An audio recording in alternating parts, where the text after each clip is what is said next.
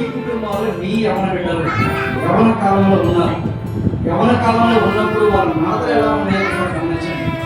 వాళ్ళు ఎటువంటి ప్రయాణాలు చేస్తున్నారు, ఎటువంటి విషయాలు వాళ్ళు ఆలోచిస్తున్నారు, ఎటువంటి సందర్భాల్లో వాళ్ళు జీవిస్తున్నారు, ఎటువంటి ఆశలు కలిగి వాళ్ళు మీ కుటుంబంలో నటిస్తూ జీవిస్తున్నారో ఒకసారి గమనించండి, ఆలోచించండి.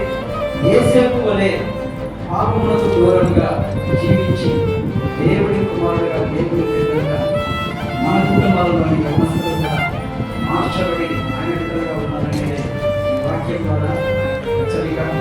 కాబట్టి మీ కుటుంబాలు, మీ బిడ్డలని దేవుని వైపు నమ్మకంతో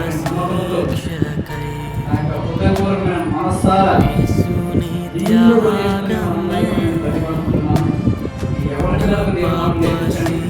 వాడు ఎలాంటి పట్టి వదలవాడైనా సరే అవి నా కోసమా మలినమైన నాగతం ఇక లేదయా.